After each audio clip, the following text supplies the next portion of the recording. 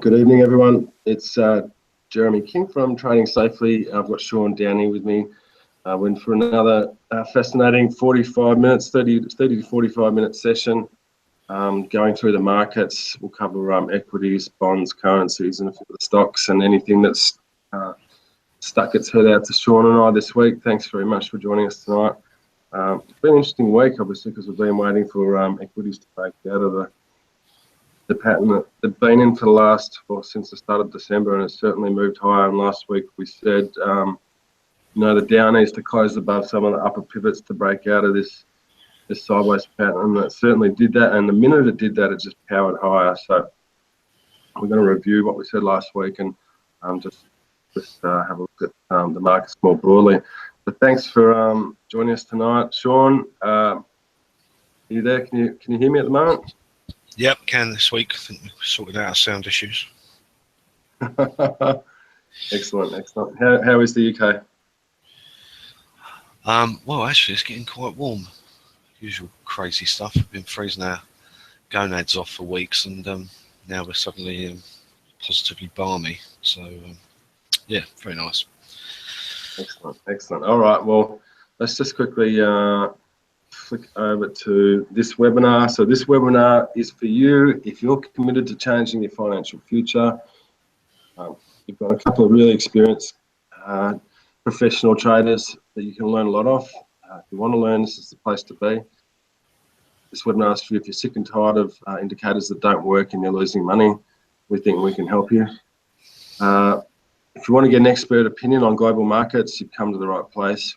We have software that enables us to see what markets are doing at a very granular level, and we're constantly updating the online community that are with us with the latest developments in markets. If you want an unfair advantage over almost every other investor, this is the right place. If you want your questions answered, please feel free to put your hand up tonight and ask some questions. We probably don't do enough of that. So don't feel like if you think it's a silly question, please just ask, or if it's another market that you're interested in, or maybe you just want to stop hearing the sound of my voice and you'd rather step in and have a chat to us, you can just put your hand up and we're happy to chat. Finally, you're going to see our cutting edge trading technology that we use to drive our decision making processes. And I must say the difference between our software and what other people do is that we're completely objective. There's absolutely no room for any emotion whatsoever in what we do, and I think the people that have been with us for a little while now can see that. Finally, if you're an experienced trader, perhaps you've lost a lot of money and you're still sticking at it, we think we can help you. And finally, if you want to learn how you can become one of our online community and get really valuable information, well, then this is the place to be.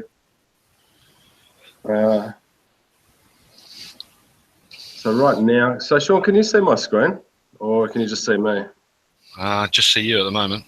Oh, okay. Well, I'm meant to be sharing screen, so I'm just going to share. Looks like it's going to do it. All right. Okay. Yep. So there you go. Technology constantly gets the better of me. So why should you listen to us? Well, Shaun's well respected. He's written a couple of books that he's published. He's a leader in his space. He's written a couple of books.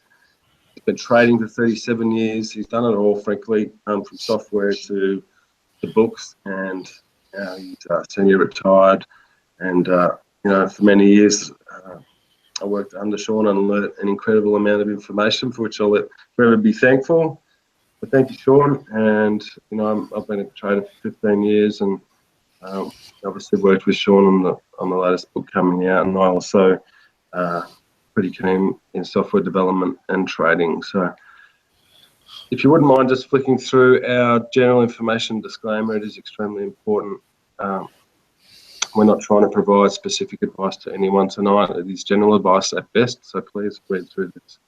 Shaun, would you like to, people do that, would you like to just summarise the week as you saw it? Yeah. A few things really. I suppose the main one was the Nasdaq's been on a bit of a rip for a while now, and we received our first negative signal on Thursday, which was purely a warning, and that's very important for people to understand that, and that we have various technical code that tells us those sorts of things, but it has to prove itself. And so we had a negative signal on Thursday, and then we hung around. We were down most of the day on Friday, and then it rallied late. So still in that bullish mode.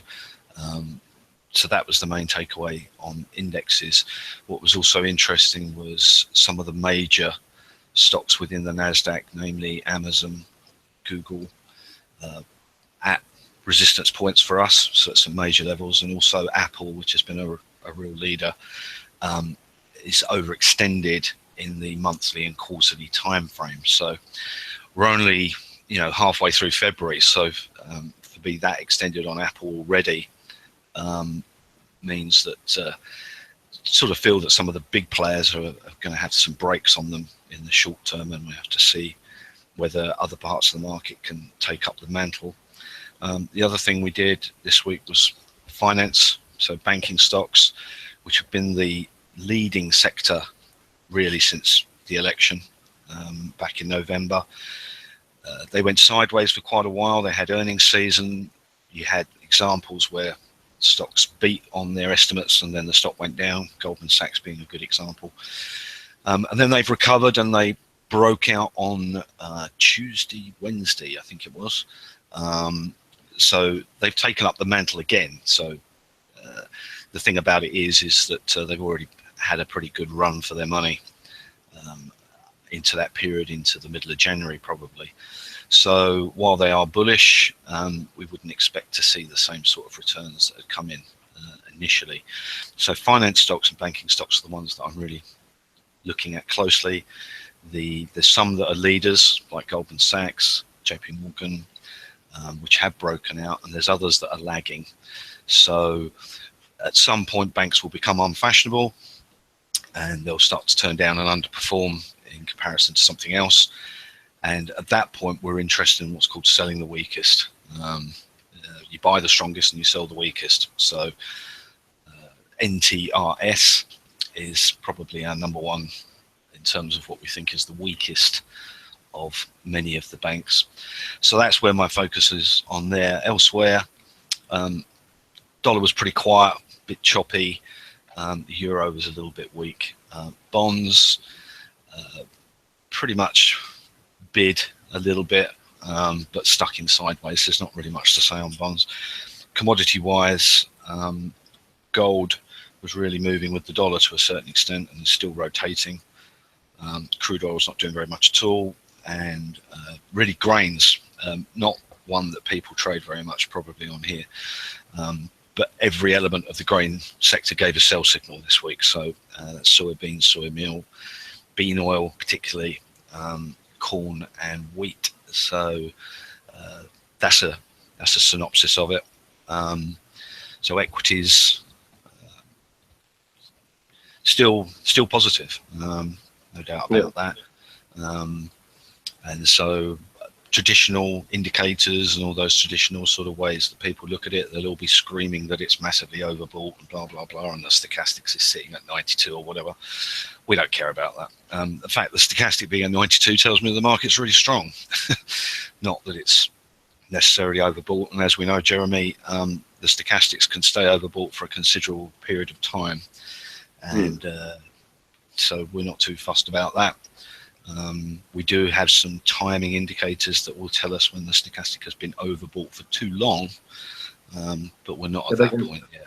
And that can actually, obviously you've done statistical tests that can determine how a basic indicator can remain overbought or oversold, and it can be in the vicinity of a month before it really becomes overbought or oversold. So if you were looking at your standard indicator, and you would be broke properly before you got anywhere near 30 days.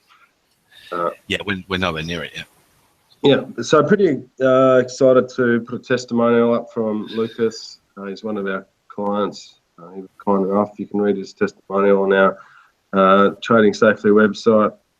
Thanks for that testimonial, Lucas. We really appreciate it, and I know you've been a keen student of what we're teaching you. And I did put a video up on the community site today on Disney. I know that's one of your stocks. So for anyone new tonight, we have an online community, the Trading Safely Masterminds Inner Circle, where we're just constantly putting videos up on what global markets are doing and what we think, constantly educating people as to where we think opportunities lie and where we think the market is turning ahead this week. So that's all part of the service that we offer. And if you want to get on board, then there'll be a link put up tonight in the message box indicating where you can actually join this Inner Circle community at the very least. So I guess without sort of further ado, we might just jump into some of the global markets. And, you know, I had a couple of interesting comments that were coming through from some people about, well, you know, equities, they seem really overbought, and, you know, this could crash by 50% and all this sort of stuff. And I guess people have been watching for a few weeks now, and we put in our pivot theory and we look across time. You can basically debunk anything like that because you'll get the heads up pretty early in the piece when the market is moving. So, for instance, you know, if you thought a major high was in place and the market was going to turn down, well, you know, as far as we're concerned, you know, you'd be closing under the weekly pivot at the minimum. But we can provide warning signs well in advance of any major move up or down. But I just wanted to draw a couple of trend lines here to put things in perspective for people, because really the Dow Jones does potentially have a long way up to move. So if I just draw in these trend lines, we take the 2009 low, and actually I want to know it's right now.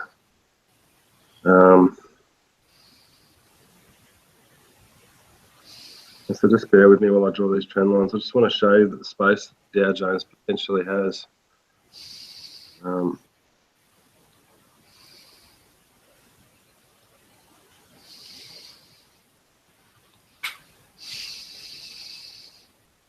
Okay.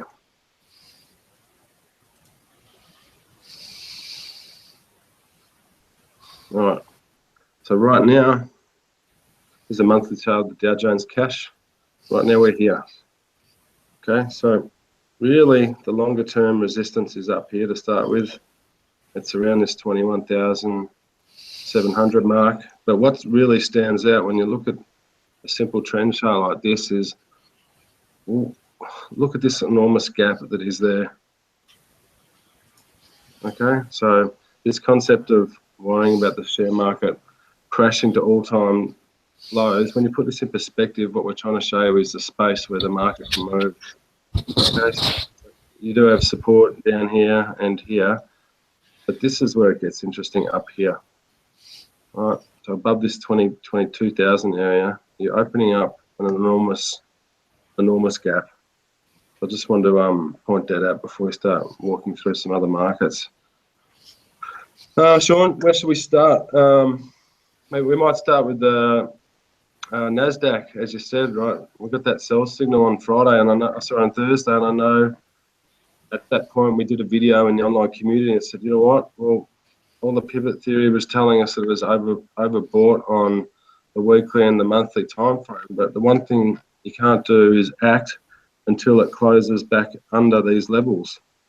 And so despite the fact that we had a sell signal, the market was strong enough to avoid closing under these pivots. It's just telling us it doesn't want to go down. Okay?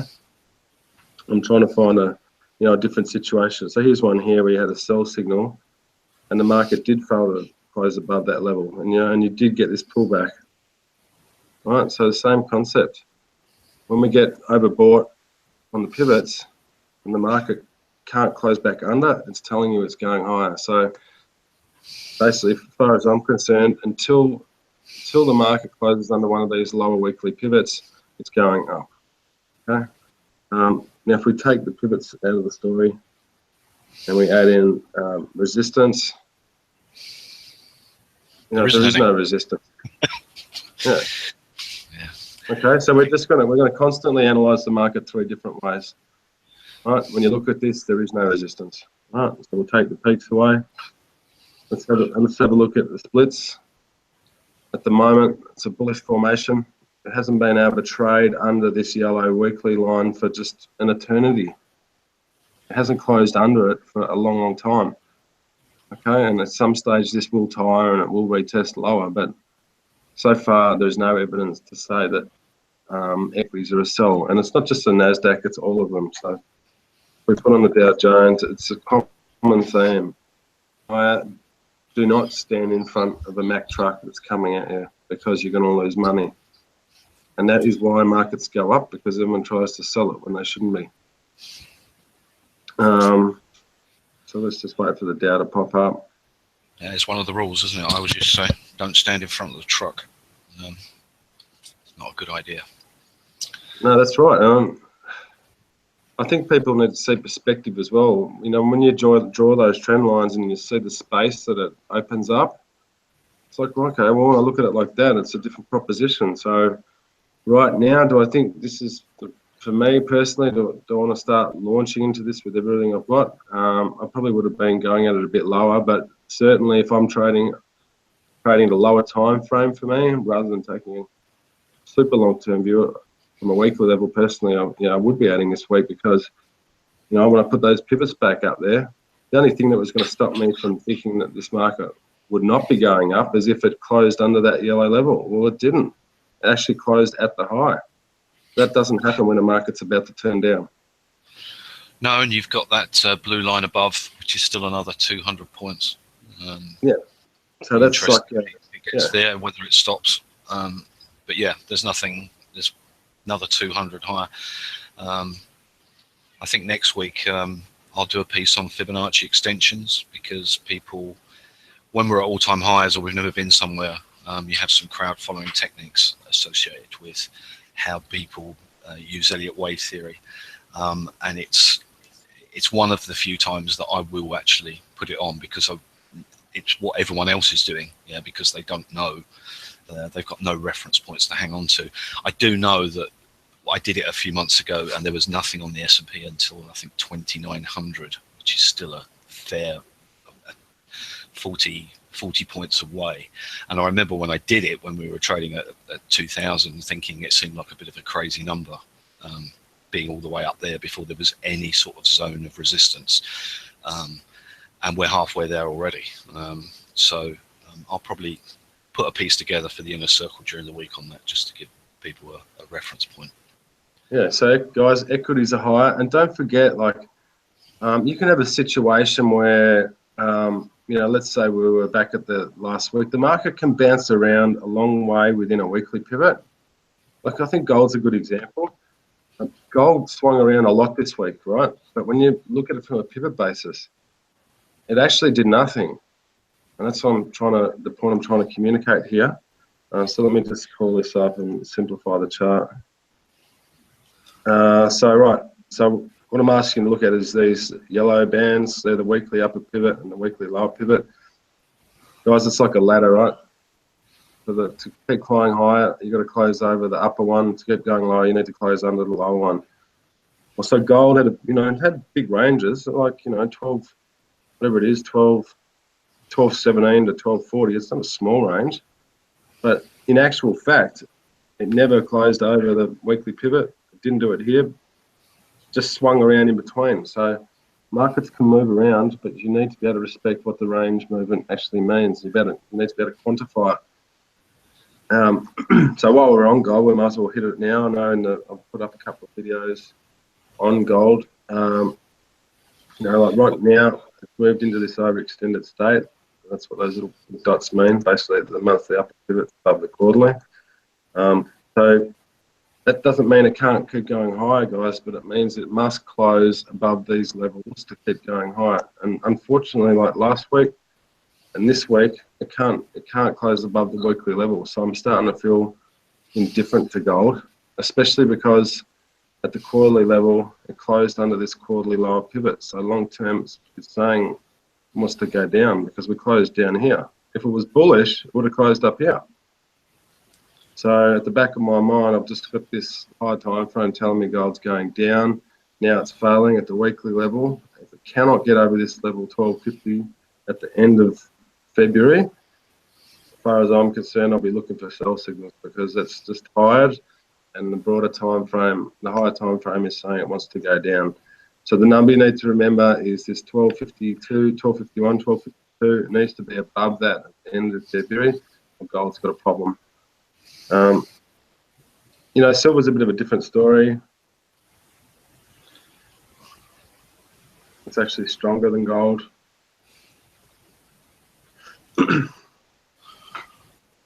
Although having said that, the last couple of weeks it's been struggling too. So silver, yeah, when we put in support and resistance, so on a range deviation basis, yeah, oversold at the bottom, that caused the rally up. Now it's oversold again. It needs to close above 1840 to remain bullish at the monthly level.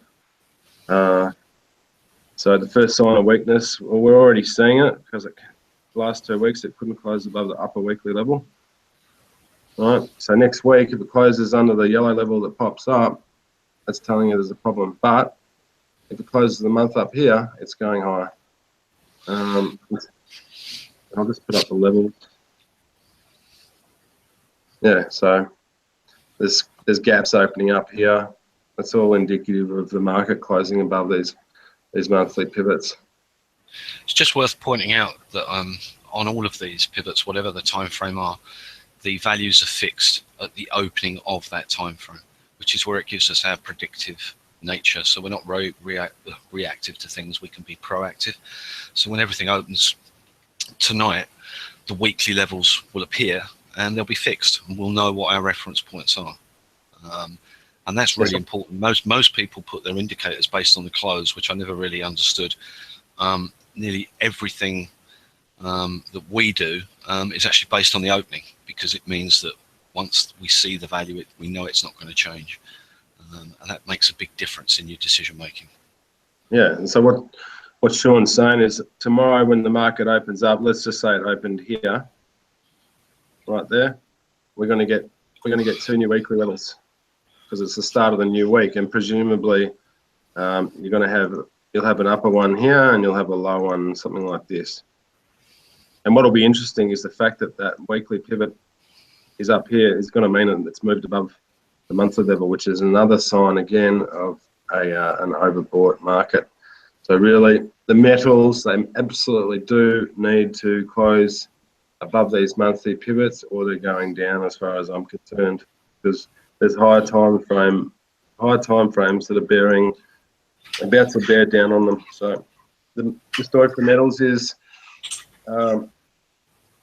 you cannot tell the market what to do, but it certainly needs to close above the upper pivot. So for clients that have their range relativity study, open it up, check at the end of the month whether the metals are above that upper pivot, because if they aren't, there's a problem, and you know that's telling you something.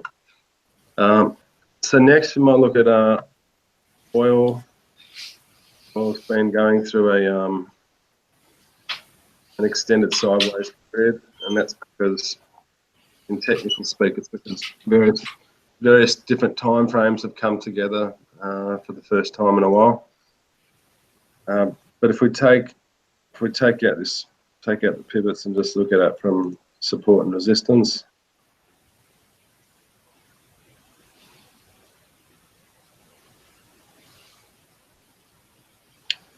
you know, you've got these major levels up here, basically the 54, 55. So if we're closing above here on a monthly basis, it's going higher. The fact that it's not breaking down is telling you something. If we strip that out. The other thing it's doing there is it's storing up energy. So when we get pretty quiet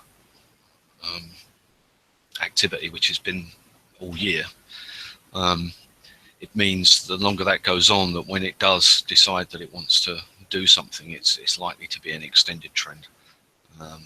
And our analysis at the end of the year was bullish of oil. So just sitting there waiting for the timing points to kick in and tell us when it's going to happen. Feels like it's going to be at an end of a month or an end of a quarter, doesn't it, at the moment? Yeah, it really does. Yeah, and it's been going on for a long time now, since like the middle of December, just sideways. But that will pop, and as Shaun said, It's like stored in. It's like shaking a can of Coke and opening the lid. It'll just react violently at some stage. But when we look at it from a long-term basis, and we've covered this a few times now, right? So all these different pivots, they represent different time frames. But at the most basic level, you can either be above the pivot, below the pivot, or in the middle, right? And so with oil, we just take the orange line, so that's the annual time frame. So with oil, we close the year up here. That's above the upper pivot. It's telling you that on a probability basis, the market wants to go higher. And to prove you wrong, well, it would need to close below the lower pivot. But until then, you can only act with the information the market is giving you. So it's acted strongly, and not only this, but this is the first time in 5 years where it had a bullish close. Right, oil's been getting pounded since 2011. So there's various ways to prove that oil is longer term bullish, and we look at the pivots, like just in the short term, and we still haven't closed the week below the weekly pivot. Like after all this time, we still have not closed a Friday underneath that lower pivot, let alone the monthly pivots in pink. So the minute we get a close above one of these upper monthly pivots at this 56.05 level, as far as I'm concerned, it's just going to take off.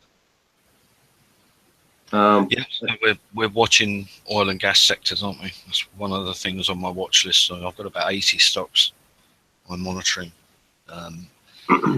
Waiting for oil to do something that then tells us to pick the best ones in the oil sector that are going to take advantage of that. So again, another example of being proactive. We already know where we are, and you get used to the price action of what you're seeing as well, which is handy. So just on our watch list and just waiting. And guys, look, you've got the same studies in Chart IQ. It's a 3-step process. If you're really interested in understanding how to analyze the market, pull up the range relativity, see what it's telling you, then take it off and put up the support and resistance, which is the peak term studies, find out where the major levels are, and pull them off, then have a look at the midpoints, which is the time area study, and just keep doing that every time you look at a market, and eventually the penny will drop and you'll be able to understand what a market is likely to do. So moving on, let's have a look at the euro. Euro's still weak, long-term basis. And the reason we say that is because last quarter, and the quarter is a pretty powerful time frame, we closed under the lower quarter pivot. So that is a good start for a market to be bearish. Okay, so the quarterly is the brown color. There's the lower pivot. There's the upper one. If the euro was going up, it would have closed last year up here, but unfortunately we closed down here. So that tells me, well, it's weak. But that doesn't mean that the market can't correct out of that state in the short term, and that's what markets do. But right now, when we zoom in on what's been going on, the euro actually got overbought in the correction up because the monthly upper pivot was above the quarterly, and we've corrected down. A short-term overbought state where this lower weekly pivot is under the monthly. But look, we are at the end of the month, and it's no surprise that we are honing in on that lower monthly pivot. But frankly, if we're under here at the end of the month, it's telling you that it wants to climb down the ladder, not up the ladder, right? So the evidence is suggesting it wants to go down. It can't close over the weekly pivot here, let alone here, and yet you've got a quarterly sell signal. So don't stand in front of the Mack truck. You've got to be trying to sell the euro until it does something bullish. If we put on support and resistance, right, there you go. That upper monthly pivot was just sitting right above it here. You've got that one final support, 104.90. Yeah, if the euro closes under here at the end of the month, it's in trouble, right? We just showed you those quarterly pivots telling you that the quarterly time frame wants to go down. So if you were to close under that major support, that's a monthly support. That's why it's red. It can fall very quickly. Just one other thing there which is something how we're different to a lot of other traditional analysts, is most commentators would say that support and resistance is the absolute high or low. So the low back in December and again in January, and they'd say, well, that's the support point. And it could be that our study could have given that as the same level. It could have done that. And it's interesting to me that the red line is not at the lows. It's somewhere, it's referenced something far further back. And so I always particularly like that, because we have a very important support and resistance level that nobody else has. They're not referencing that. And so we would see a break, in this instance, we would see a breakdown before anybody else. So we're going to get better trade location and we're going to be ahead of the game. I think if you did the pound, that might give a similar example. Because there was a big difference between the spot and the futures, as it were. Yeah, so on the pound, we can see that we had the low back in October that was created, and that was the absolute low, yeah, and that's where the pound bottomed out back in January. So it's this qualification of what makes a high or low important, which is unique to us and very, very powerful. It's the building block of everything as far as I'm concerned. You know, think of it as the foundation of a house. So in that instance, the absolute low was the correct support and resistance, but in the euro, it's something different. Yeah. So just while we're here on the pound, we'll just run through our 3-step analysis. Start with the pivots. Okay, so I'm just going to keep up with these pivots. For many people, it may confuse you, but we're going to get there. So just stick with it because it's extremely powerful. But you know, effectively, what we had at the low, we've now got the reverse situation at the high, and it caused this little bit of a sell-off. But right now, actually, the pound is still acting neutral, because at the weekly level, it's not closing over the upper ones, but it's not closing below the lower ones either. However, big picture, the pound still retains a bearish bias because it closed under that quarterly time frame. Now, you know, going forward, we've still got March ahead of us. If the pound was to hang on to this level and, you know, and close above this quarterly level at 12547, that would probably let it move higher. Okay, so, but if we get to the end of the March and we're still under this pivot, it's telling you, and the pound probably still, you know, it's running out of puff and it's likely to go lower. But I think, you know, what it's doing by showing you that it's not closing over or under those weekly pivots is it's because it's having a battle with the high time frame. So it's not ready just yet to move lower. And I'm happy to change my mind at the drop of a coin. But first of all, I at least need to see it close under the lower weekly pivot before I think that's, you know, starting to get, you know, to show any sign of weakness. So for me, the pound is neutral. There's easier markets to trade. You know, there is some indication up here that it is a little bit weaker, but, you know, frankly, it is sideways at the moment. So stay tuned there. Shaun, did you want to add anything to that? No, not really. I mean, it's neutral at the moment. All right, we'll move on to the Aussie dollar. Yeah, not much to say on the pound, really. On the crosses, the pound's a bit more interesting. Aussie, this one's interesting. Yeah, all right. We'll start with support and resistance. Okay, like I said, in chart here, you guys have got the same studies. There's a major level up here.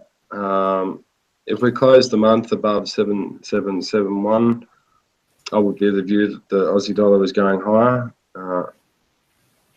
That's a very, very important level for me. So that's step one, having a look at where the major levels are. Step two, let's have a look at the pivots, where the pivots are, to see if there's any additional information. And what they're going to say is the market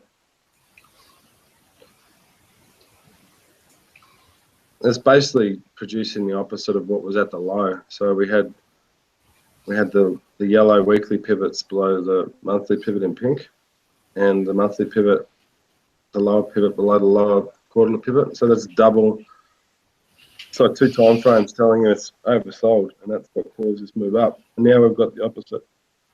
So we've got the weekly upper pivot above the monthly, and the monthly above the quarterly. So this is a place where the Aussie dollar can go down. And remember, when we put up those resistances, there's a major level that and I'll just put it back on. Where is it? There it is there. Okay. So we've got this. There's a few things going on here. This is telling me it's like really oversold, but you can never overbought. Yeah, sorry, overbought. And so if it did turn around and close above this upper level now, it's just going to break out. But so this can be the awesome place to break down too. So we're very interested in sell signals on the Aussie dollar up here at this level. So stay tuned for that. If we go to the dollar index, the dollar index is a basket of currencies with various shares against the US dollar. So it's the euro, the CAD, pound, all in different different shares. But it's a very good indicator of when markets are when the US dollar is likely to turn around against its peers.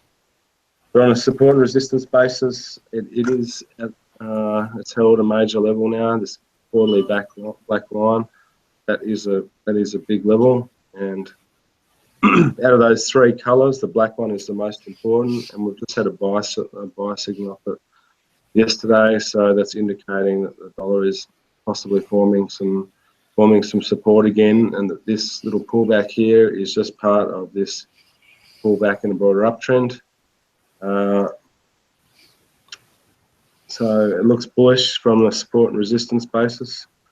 If we look at it from a midpoint basis, well, all these colours are just different time frames. That's the yearly level, that's the semi-annual, that's the quarterly, that's the monthly. But look what they're all doing. They're all stepping up. See that? They're all rising, and the dollar held that quarterly level and just bounced straight out of it. So this is it's like a trampoline, guys. It's like a springboard where the market can fly out, and that's what it looks like it's doing. So beware the dollar. It does look like it's moving higher again. If we look at it from a pivot basis, okay, so this lower monthly pivot got below the lower quarterly pivot. That's telling you it was oversold at the monthly time frame, and the market's come out of there. In the short term, we've had a little overextension that's reacting down. But if the market can turn around now, you can tell instantly we're coming into the end of the month and we're already back at the upper monthly pivot. So as far as I'm concerned, if we start closing above 101.063 at the end of February, the dollar index looks to me like it's heading back up. Shaun? Yep, nothing to add there. No. So next market, let's go on to what's next? If anyone wants to look at a market in particular, please just jump on the chat box and just throw down a market. We're happy to look at it. Should do the Aussie All Ords. Yeah, let's do the All Ords.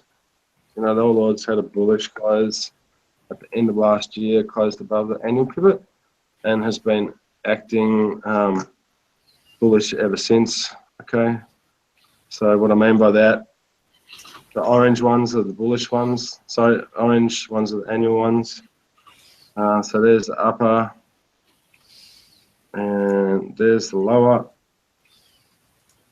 And so at the end of the year, we actually closed over it by just a tick.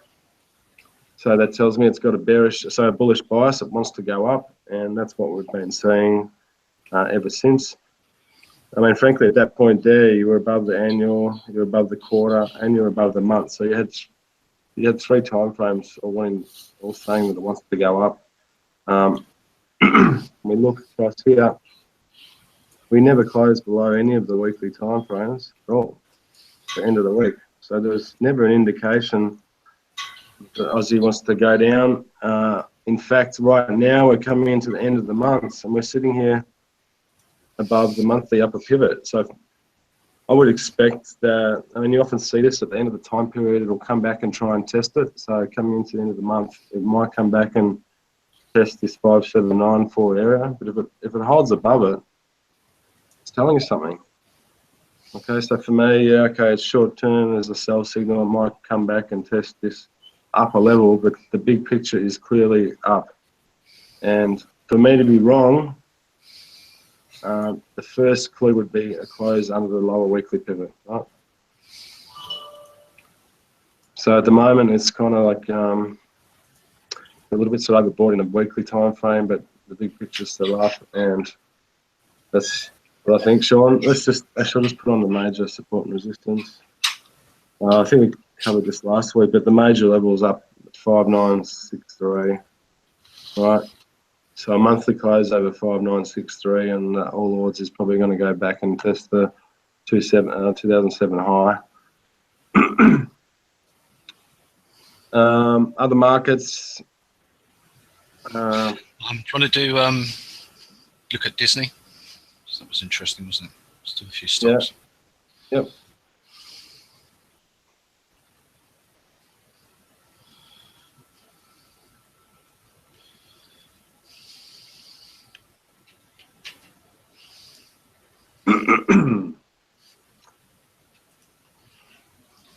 And so Disney's made a weekly high. It's an important high, this one. That's why this line changed. Got a major support here at 106.75. So, you know, from a support and resistance level, you know, starts closing above here, it's just breaking out, and you'll be paying attention if you're long, if the market starts closing under here on a monthly basis. They're the major levels. When you look at the time area study from ChartIQ, you know, this annual level that was above price is now below price. So the higher time frame is supporting Disney. That's telling a bullish story in the long term. We look at the pivots. You know, I did a video for the online community identifying this extremely rare condition at the low, which is where the quarterly lower pivot moved outside the annual pivot. It's so rare, like it doesn't happen very often. And look what the result was, this enormous rally. So short term to me, it just looks like, yeah, okay, it looks like it's high, it looks like it's been a month, bigger picture. Do you want to call up Cato, C-A-T-O? Yep. This is, you know, we talked about what the strong sectors are, which is financials. The other one that really jumped last week was actually steel. I think one of the biggest steel stock in the sector had some positive results, and that got the whole sector going. But steel was the #1 sector for a period last year. So the leaders are the same ones as what we've had in the more recent past, which tells me that the velocity of the move is not going to be as great as what it had been more recently. But on the ones on the opposite side, so the bottom 10 as it were, we're interested in them as well. And from the opposite point of view is that we want to look to get long these. And the bottom sector, retail department stores, a lot of that is to do with Sears, which I think most people think they're going bust, but that stock was $60, $70 a few years ago and was even $40 18 months ago, and it's now trading at $6. And you've got things like Macy's, which has sort of been in the doldrums for a long time. But the things that are a little bit more interested in is apparel and clothing. So that's things like Under Armour, Skechers. There's a few big names in there. And 2 years ago, that was actually the #1 sector, and now it's languishing at 195. And so that gets my interest from the point of view of they're unloved, but at some point they will become loved again. Things like Under Armour, UA, has been hammered the last year or so. And 18 months ago, that was the number one stock in the number one sector. And so it can just show how much sentiment can change. But Cato's quite interesting. You can see that you had a blue line at the lows there, and there was a buy signal. And then actually we've had another buy signal on Friday. That's even more interesting. And if you put the other pivots on there, then you can see how at the moment we're not quite set up yet. Yeah, so it was overextended when you got the buy signal. It's extremely overextended. Like both the monthly pivots below the quarterly pivot. That is an extreme overboard, and that's why what Shaun's talking about is so powerful.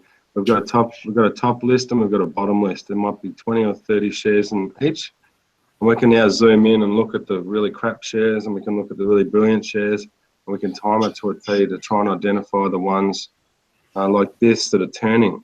And I must admit, to the people that have sort of been with us for a while, all of this is quite fluid. A lot of this new stuff is quite new, but it's extremely powerful. And we're actually building some of these, this new analysis into the ChartIQ Trading Safely package to filter some of the signals, which in the end will help you.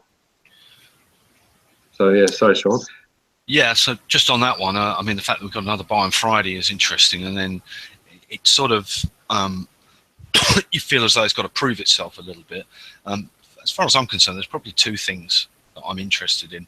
Is if it did come back down towards the lows, it could be that the time area studies sync up a little bit more than what they have at the moment. So patience can be a key. Or obviously, if we close above the weekly high, then I would say, okay, I'm interested in buying strength there as well. So let it prove itself. And the monthly pivot, Shaun. The upper monthly pivot. Yep. So it's not very far away from it. So there's a few things there that sort of say definitely want to be looking to get long that stock. And I'm monitoring. There's 25 stocks in that group. So I'm monitoring all of them, and Cato is the one that was the most interesting.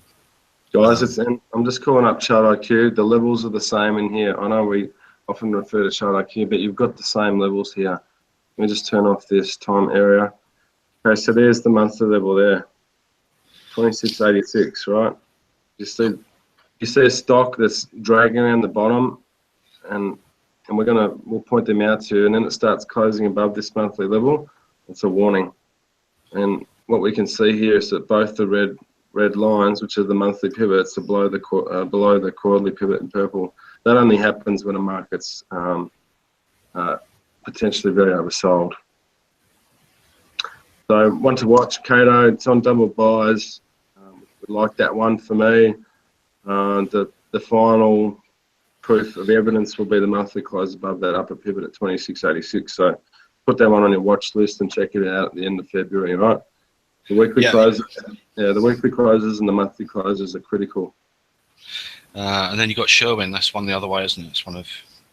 Yeah. So this one we've been watching for a while, and this is where we've got our scanning technology at. Is that we can actually find the conditions that we want, and then we can just wait to see if it actually unfolds, and then we can pull the trigger. But Sherwin's very interesting.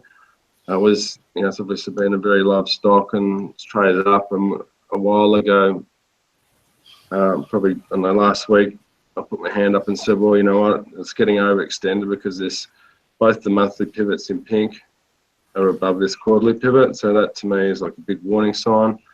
And then when we look at support and resistance, it was at a major level as well. And the one thing I said in the commentary to the clients is, well, okay, yeah, it's overbought, it's coming into a major level, it's a love stock, but we can't act until we get a sell signal, right? And we just haven't had any sell signals pop up. But this is the sort of place where we want to sell. So, that's the best we can do. We can look across every time frame, we can identify major levels, but unless you get everything come together, then there's no point pulling the trigger. So we're still waiting. We're still waiting for a little black dot to occur up here, and then we'll be the first people to tell you that we think that that's good probability trade. Maybe just to, I guess. Sorry, there was just one last one. Is it SIVB? Let's get the right way around.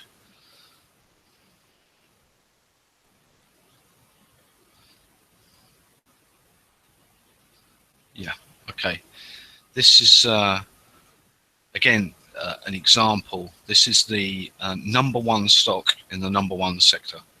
So this is the strongest stock in the whole market in America, and you can see there was buyers back in September and October. We had a major breakout ahead of the election.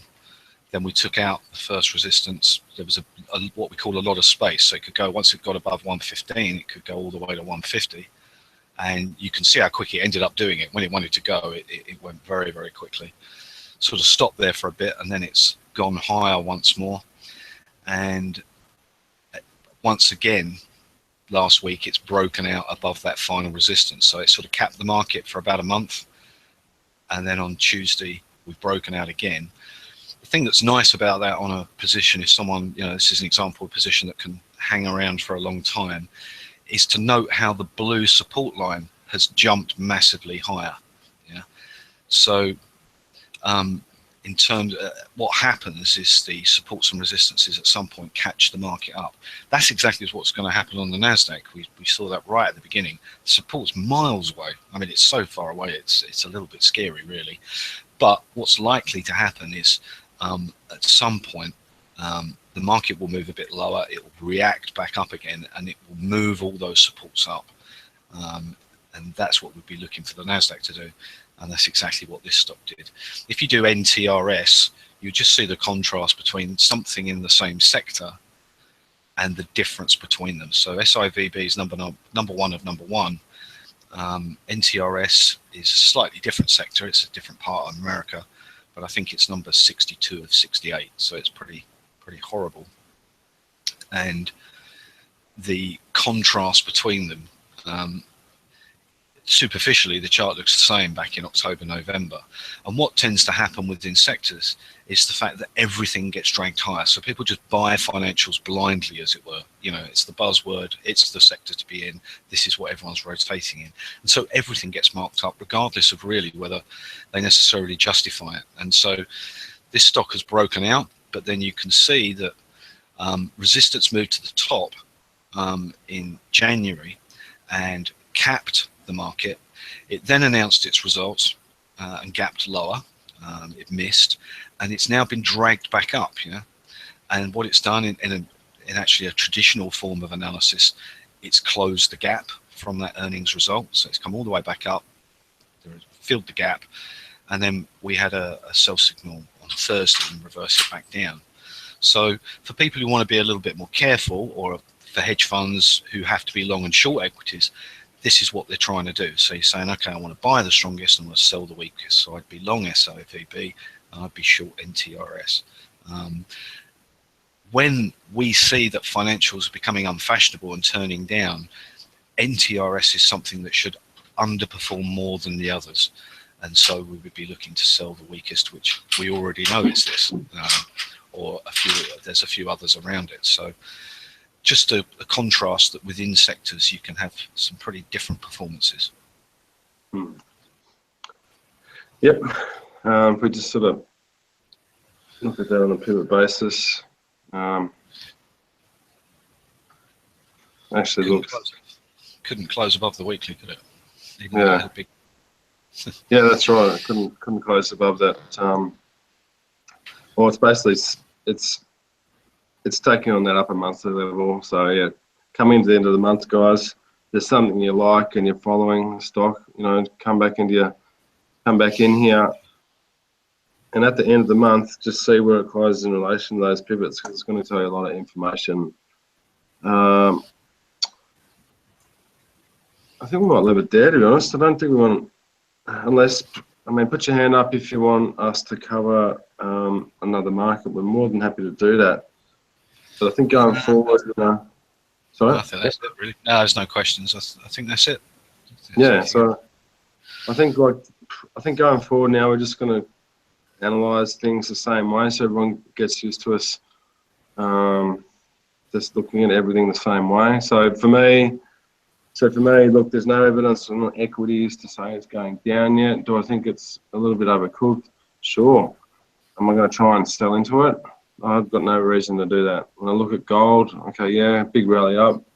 Do I think it could be weak up around here? Yeah, I do. Am I ready to sell it? Not yet. It needs to come to the end of the month to fail at that upper level. So I think that's one of the main messages, guys, that you're going to need to understand going forward to become a good trader, is to understand that time is just as important as price. And so when we come to the end of the month, that will qualify a lot of the signals and a lot of the information, in the sense that if you thought a market was going up and yet it couldn't close above the upper monthly pivot, well, it's telling you it's not going up. So you better change your attitude towards that market. And obviously, the higher the time frame, then the more important that concept is. So, if we get to the end of next quarter, and I know gold closed under the, last quarter at the end of the year, gold closed bearish under that lower quarterly pivot. So if we get to the end of the next quarter and it's still closing under that lower pivot, well, okay, it's going to get hammered. But if it turns around and starts closing above the upper pivot, well, then the alarm bells have to go off. So time is very important, and price is a secondary consideration. Anyway, please jump on the website if you want to get involved. All the information's there. If you just want to, do a 14-day trial on the community site and Facebook, if you hit the website, there's all the information you need. If you want to contact us more broadly, then contact numbers are there, and we're happy to talk to you at any stage. Just looking forward to the week ahead. Shaun, any final words? No, I think you covered it. So I think we finish up there. Yeah. Yeah. All right. Okay. All right. Thanks, everyone. All the best. Thanks, Shaun. Cheers. Yeah. Bye.